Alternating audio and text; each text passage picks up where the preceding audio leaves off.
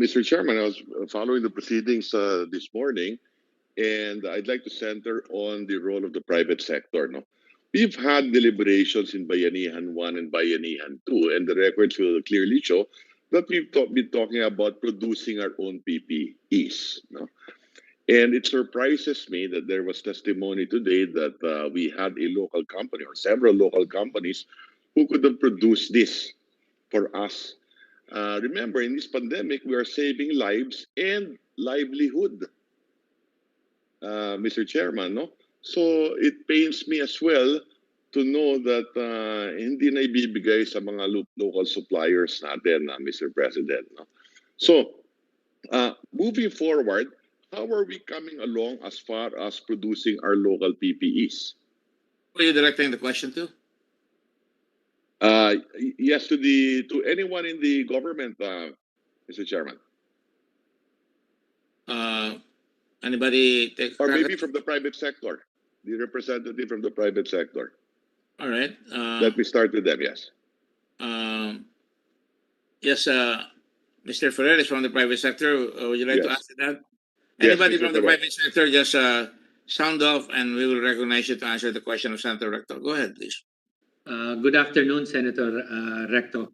When it comes to a PPE industry, there was an established PPE industry that can produce the complete set, except for the gloves, except for the surgical gloves that we almost had one, but has pulled out of investing in the Philippines. But we will have to relook again, Senator Recto, if we can again scale up to the requirements that is needed in the Philippines.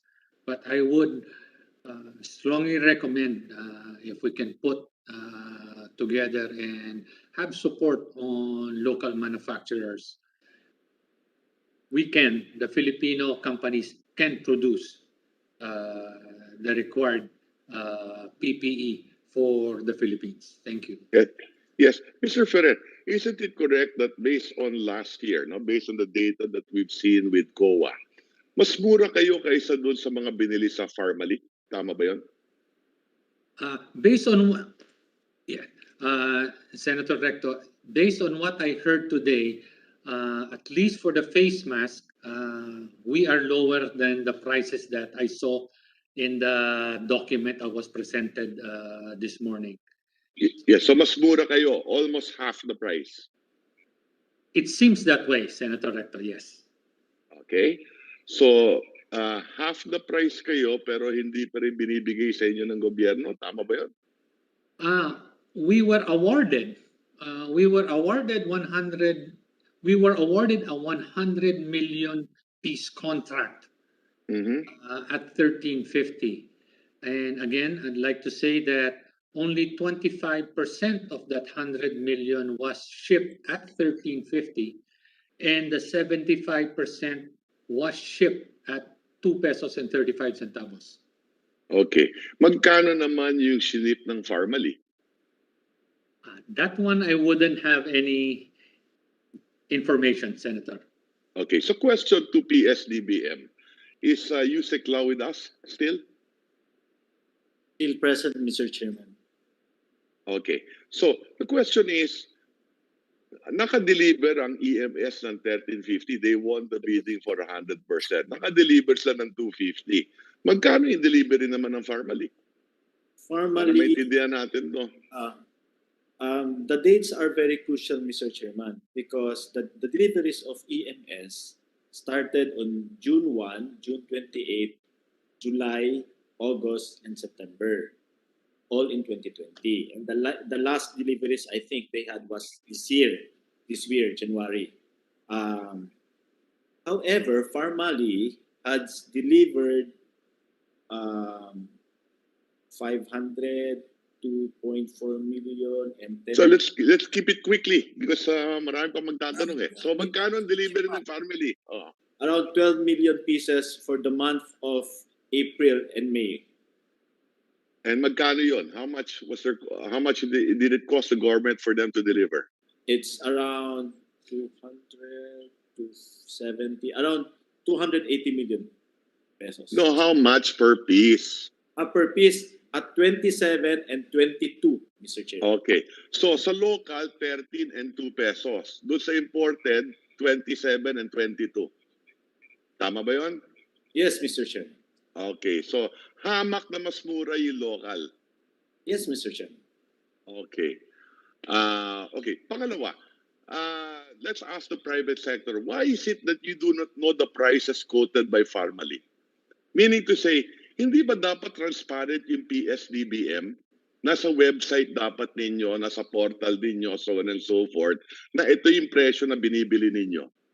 Bakit hindi natin nakikita yon sa ps-dbm? Bakit nakatago yung mga presyo? Bakit hindi alam halimbawa ng EMS? From the private sector, from the EMS side, we do not look. We don't have any reason to look for what the prices of other suppliers, simply because we do have a contract to deliver 8.5 billion pieces for 1 year. Yeah. So, No, I Yeah. understand that. All I'm saying is that shouldn't there be full transparency Mr. Chairman, as far as ps-dbm is concerned? Yes, please continue. Mr. Clau, yes. I think EMS already knew about that because that was the basis of the negotiation. For us to give him a bulk purchase, I remember us discussing roughly when he was planning, when he was referred to us by DTI. I gave him the standards, the list of requirements to comply with, endorsements to be. Yeah, US law, no? Yes. We talked, Mr. Chair, ang sabi ko sa kanya is simple. Ang going rate ngayon is around 27, 22.